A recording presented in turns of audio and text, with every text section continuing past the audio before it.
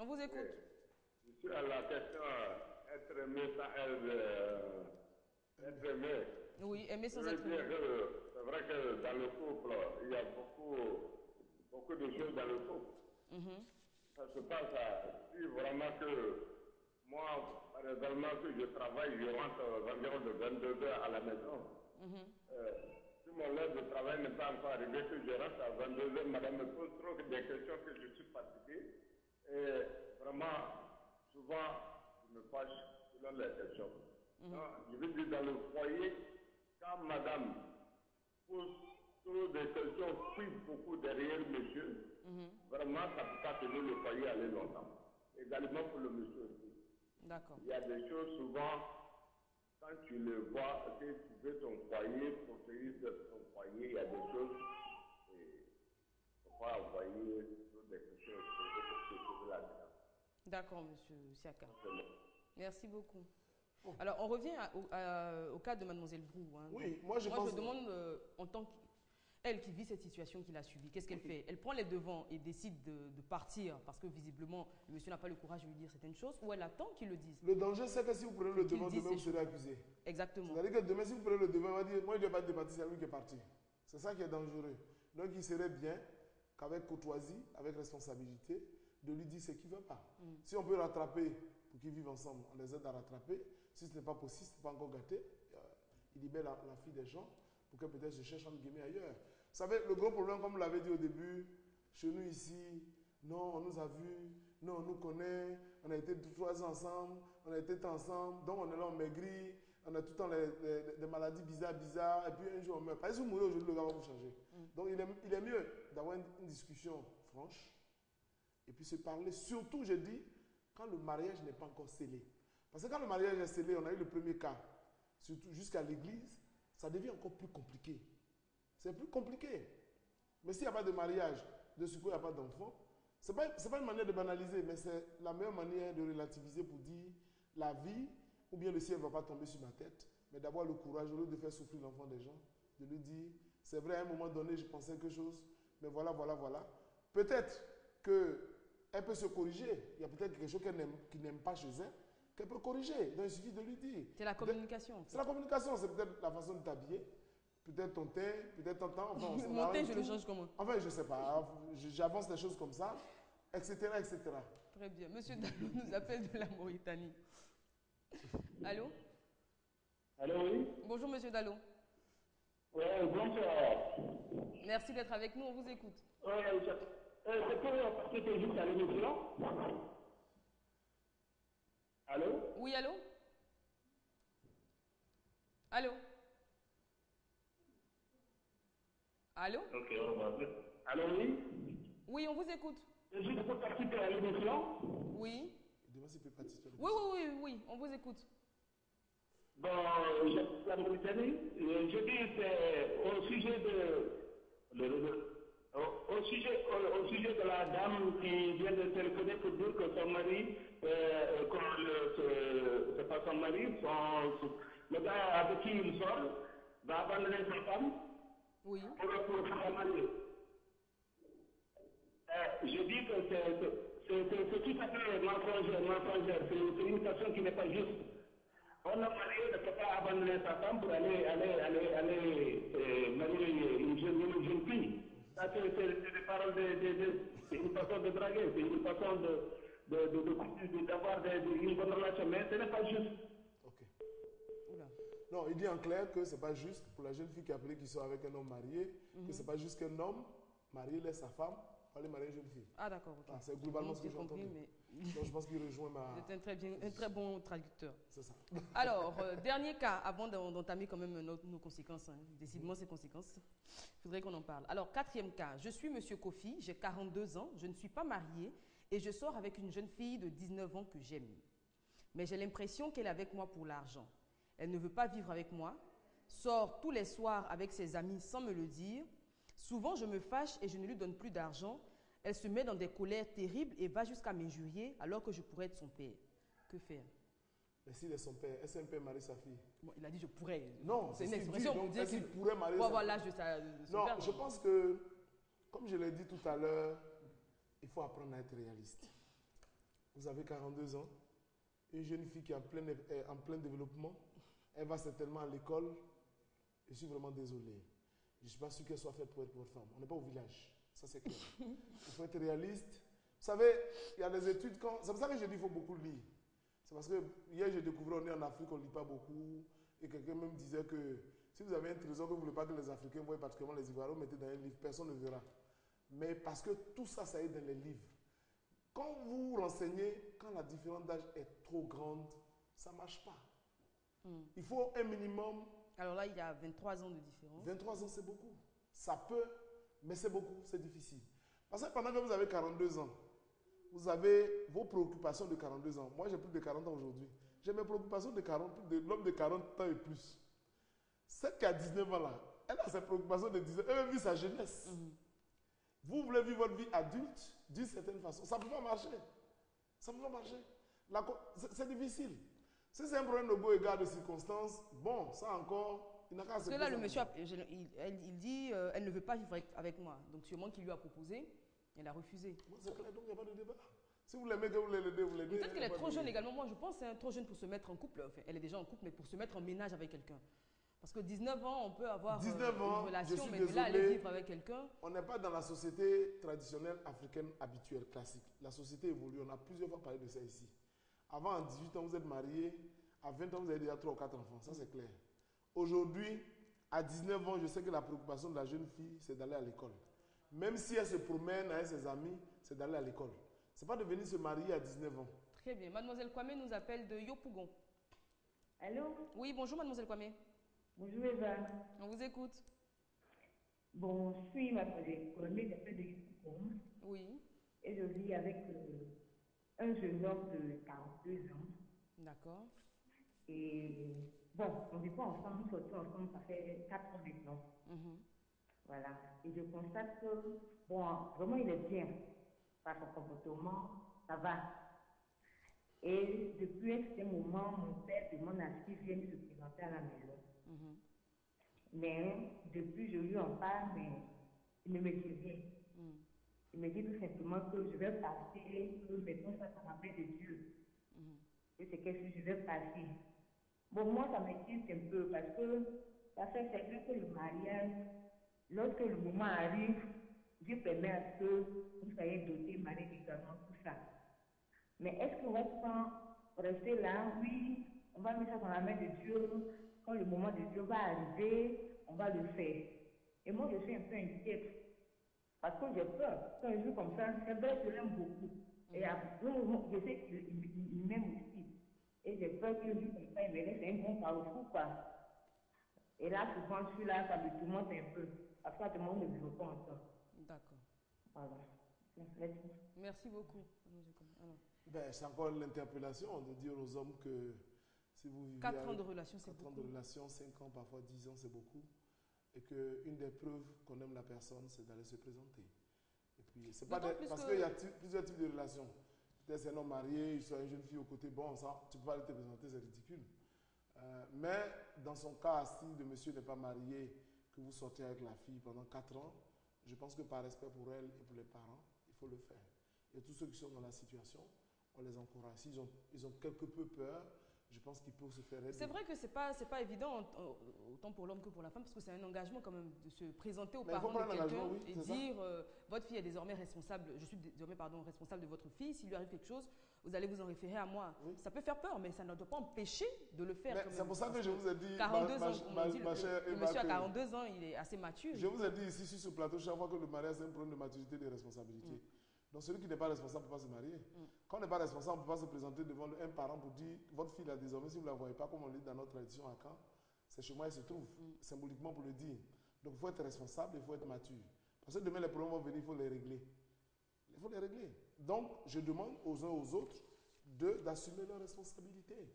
C'est vrai que si c'est une relation de circonstances, ça peut arriver. Bon, 4 ans, 5 ans, vous n'êtes pas mariés. Et je suis sûr que si cette jeune femme-là décide de dire, bon, je vais avoir quelqu'un, il va crier partout, bon, je crois qu'il faut décider. Et le papa a raison. Parce que vous savez, les parents, ils veulent voir les époux et les épouses de leurs enfants avant de mourir. Ils veulent voir leurs petits-enfants avant de mourir. C'est une préoccupation chez nous en Afrique. Souvent, vous êtes là quand vous prenez de l'aide, oui, depuis que je suis là, je n'ai pas petit enfant, je n'ai pas ceci, c'est quand. Parfois, on parle en parabole à la maison pour vous dire que depuis que tu es là, tu ne fais rien. Malheureusement, quand c'est une fille, ce n'est pas elle qui va aller demander un mariage. Tout à fait. Voilà. Alors, on revient au cas de M. Kofi qu'on n'avait pas fini de Oui, décortiquer. Donc, M. Kofi, donc, âgé de 42 ans, qui sort avec cette jeune fille de 19 ans. Et il dit qu'il a l'impression qu'elle est avec lui pour l'argent. Elle ne veut pas vivre avec lui, sort le soir avec ses amis sans le lui dire. Et quand il se fâche et ne lui donne pas d'argent, elle se met dans des colères terribles et va jusqu'à l'injurier. Bon, mais je pense que le résultat découle là. On a dit ici qu'une des causes, c'est l'argent. Donc, si Dieu non, l'argent va prendre, et puis c'est fini. Madame Kwame nous appelle d'Alépé. Allô? Oui, allô? Bonjour, Madame Kwame. Oui, bonjour. Merci d'être avec nous. On vous écoute. Bon, j'ai vu la mission. Oui. Bon, avec le propos de la femme là, de marier là. Oui. Bon, moi je suis mariée à mon mari, j'ai 2 enfants. D'accord. Bon, un jour, j'ai soupçonné à mon mari qu'il avait un copine au bureau. Donc, j'ai fait une histoire avec mon mari. Beaucoup, j'ai pleuré. Bon, après, j'ai compris si et dit, j'ai forcé mon mari pour lui demander quelque chose que peut-être il n'est pas bon, il a fait. Et j'étais obligé de rester au dehors, je perds mon foyer. Donc j'ai blagué mon homme un peu, blagué. Lui faut la morale. Donc, je sens dans 2 jours là qu'il est revenu avec moi, sans partir quelque part. Mais je demande les jeunes filles, ils n'ont qu'à nous laisser tranquilles. Ils n'ont qu'à chercher aussi. Allez, bonne soirée. Merci beaucoup. Bon, je pense que elle a donné son témoignage, qui est un témoignage dans sa première partie surtout, qui est un témoignage de sagesse. Moi, j'ai toujours dit, j'ai eu beaucoup de situations où on est intervenu. Sous prétexte qu'on soupçonne l'homme d'être infidèle. J'ai dit, c'est vrai. S'il est infidèle, ce n'est pas une bonne chose. Mais dès lors que cet homme vous respecte, courtoisie, s'occupe de la famille, et a des attitudes qui ne vous blessent pas, il y a des choses que vous pouvez aller chercher. Il y a des gens qui sont toujours en train de fouiller d'un portable de leur mari ou de leur femme. Ils sont toujours en train de chercher de quoi dans leur sac, je ne sais quoi. C'est des choses qui ne sont pas conseillées. Parce que quelquefois, de façon innocente, vous pouvez avoir un message dont la personne n'est pas forcément pour. Ça peut arriver. Ça peut arriver. Quelquefois, vous avez votre mari qui peut être un homme public, que tout le monde peut connaître, ou bien on peut avoir le numéro comme ça, ou bien à l'issue d'échanges modestes. Donc, il faut savoir raison garder. Il faut savoir raison garder. Mais dès lors que ça devient trop à visage découvert, et au point où même parfois on ne se cache plus, la femme même dans le quartier, tout le monde est au courant, on fait du n'importe quoi, là il y a problème. Sinon, dans son cas, il a été sage. Elle a compris que ce n'est pas la peine de l'affronter. Il est à la maison, il s'occupe de moi, et puis ça va. Je pense que si je me comporte d'une manière, il reviendra. Mais il ne faut pas chercher à affronter, parce que plus vous affrontez, plus la situation va dégénérer. Et comme elle a dit, elle risque de se retrouver malheureusement à la porte. Très bien. Alors, docteur, on va reprendre le cours, parce que là, on a eu des cas pratiques. Oui, c'est intéressant. Oui. 4e sous-thème, les conséquences, enfin. Je crois que les conséquences nous rappellent l'appel de Nadège Djamé. Oui. Qui nous avait marqué la semaine dernière. Elle nous avait marqué la semaine dernière. C'était une femme furieuse, coléreuse, avec une certaine haine, entre guillemets, dans le cœur, au point où elle allait jusqu'à dire l'amour n'existe pas. Et elle vous a demandé, va toi-même, tu sais que l'amour n'existe pas. Je me souviens encore très bien de cette phrase. Mais à partir de son intervention, on se rend compte que les conséquences sont néfastes. C'est des blessures, c'est la rancœur, c'est la haine. On peut aller jusqu'à la violence, on peut aller jusqu'à faire mal. Il y a des gens qui n'ont pas suffisamment de courage, qui peuvent dans la dépression se donner la mort. On peut aller donc à des tentatives de suicide qui peuvent aboutir. Quelquefois, parce qu'on considère cela comme une haute trahison. Surtout, quand vous avez... J'ai lu un livre où les gens se sont promis tellement de choses qu'on ne peut même pas imaginer que ce soit possible, une seule seconde, qu'il y ait trahison. Malheureusement, ça arrive. Et quand ça arrive, on est désemparé, on est déséquilibré. Parfois, on ne croit plus en l'avenir. Et quelqu'un qui ne croit plus en l'avenir ne voit que la mort. Très bien. On a un téléspectateur qui tient à garder son anonymat. Allô? Allô? Oui, bonjour monsieur. Oui, bonjour. voudrais exposer mon problème. On vous écoute. Oui, mon souci est le suivant. Alors, monsieur, pardon, est-ce que votre poste téléviseur est allumé? Oui, j'ai diminué le volume. Vous pouvez couper carrément le son? Je vais l'éteindre. Voilà, on vous entendra mieux. C'est bon? Oui. C'est pas encore fait, monsieur. Oui, je l'ai éteint. Je disais. Voilà. Oui, allô? Oui, on vous écoute. Oui, je disais que moi j'ai un souci. Oui. Mon souci, je vis avec une jeune dame. Oui. Je l'aime bien. On a même un enfant. D'accord. Et puis, ça fait 2 ans qu'on touche pas. 2 ans que vous n'avez pas de rapport? On ne fait pas de rapport. Parce qu'avant que l'enfant ne vienne au monde, on a fait plein d'analyses. Et puis, bon, quand elle a pris le poste, le gynécologue a demandé qu'on ne couche plus ensemble. D'accord. Donc, quand l'enfant est né, quelques temps après, quand je touche ma femme, elle me dit non. Jusqu'à ce qu'un jour, elle me déclare qu'elle est séropositive. Quelle? Séropositive. Elle est séropositive. D'accord. Je n'ai pas cru. Donc j'ai dit bon, on va à l'hôpital, on va vérifier. Son passé à l'hôpital, on a vérifié. Je suis négatif. Le bébé est négatif. D'accord. Elle est positive. Et on a reçu plein de conseils à l'hôpital. Bon, moi je l'aime bien, je ne sais pas vous la laisser. Mais quand ils sont venus, on nous a dit qu'on devait maintenant faire les rapports avec les préservatifs. Il s'avère que même avec le préservatif, ce n'est pas possible. Même avec le préservatif? C'est pas possible. Elle refuse, d'accord. Pas parce qu'elle refuse, mais elle est encore malade. C'est-à-dire qu'elle saigne. D'accord. Et franchement, je l'aime bien. Mais je suis à côté d'elle et puis je ne suis pas là, je suis ailleurs. Mes idées sont vraiment ailleurs. Je suis déçu. Je ne sais pas comment lui dire la vérité. Je ne peux pas. Quoi mon souci?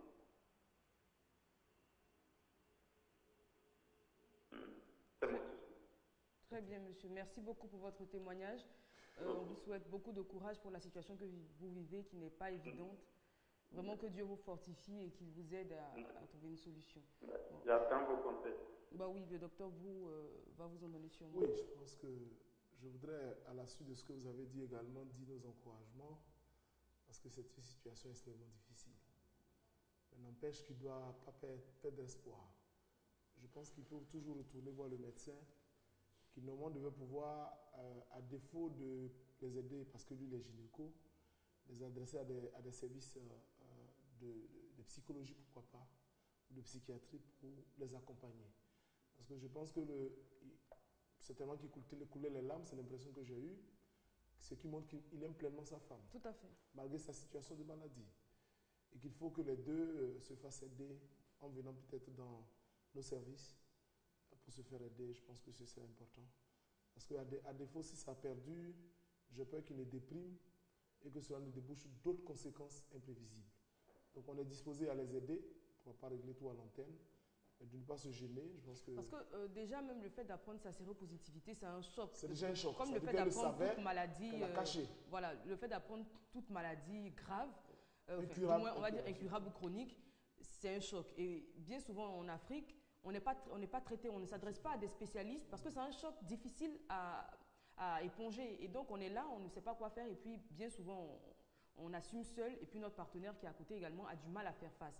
Donc déjà même pour accepter ce statut sérologique là, on doit faire déjà appel à un psy. Oui, je pense que dans la plupart de nos structures, même si ce n'est pas des psychologues aguerris, mais les gens ont un minimum de formation pour les écoutes et autres dans les structures pour les aider.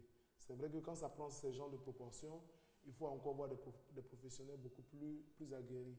Donc, il serait souhaitable, je demande à ce monsieur, de pouvoir aller dans ce sens. Très bien. Monsieur Niaoré nous appelle d'Abobo. Allô? Allô? Bonjour, monsieur Niaoré.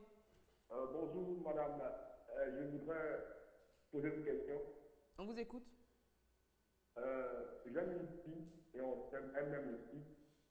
Et ça fait maintenant des années. Mais il se trouve qu'elle est plus âgée que moi. Et on devait se marier. Et elle est venue me dire que, concernant son âge plus avancé que lui, le mariage ne sera pas possible. D'accord. Donc, c'est ce que je vais dire. Alors, vous avez une différence d'âge combien d'années? Comment? Votre différence d'âge, c'est combien d'années? 4 ans. 4 ans, c'est pas beaucoup. Oui. D'accord, donc par rapport à cette différence d'âge, elle ne veut plus faire le mariage. Hein? C'est bien. D'accord. Bon, vous savez, c'est ce que je dis toujours. Hein. Si nous lisons, si nous cultivons, c'est le truc qu'on va comprendre. Regardez dans la Bible, Abraham et sa femme, différence d'âge, 10 ans. Moi, j'aime parler du village, même si vous vous moquez de temps en temps de moi amicalement. Au village, j'ai toujours reconnu que nos parents avaient des femmes toujours moins âgées. La société occidentale, c'est autre chose. En général, l'homme est moins âgé, ça passe. Chez nous, c'est difficile. C'est difficile à cause des pesanteurs culturelles. Chacun, même une femme, a beaucoup plus tendance à se soumettre un peu plus facilement à quelqu'un de plus âgé. À quelqu'un peut-être qui a aussi un peu de moyens. On en a parlé. Donc, si elle a avoué, je pense que c'est pas la peine de forcer. Bon, après, je pense que c'est mon avis personnel, les 4 ans, c'est pas beaucoup. C'est pas beaucoup, mais à partir du moment où la personne vient vous dire que je ne veux pas là, c'est pas la peine de forcer. Et une des réponses qu'on donne, certainement demain quand on va aborder le conseil, on ne force pas un amour. On ne peut pas obliger quelqu'un à nous aimer. S'il dit t'aimes pas, il faut le laisser comme ça. Il faut peut-être pleurer, te faire aider. Mais si moi j'aime la personne.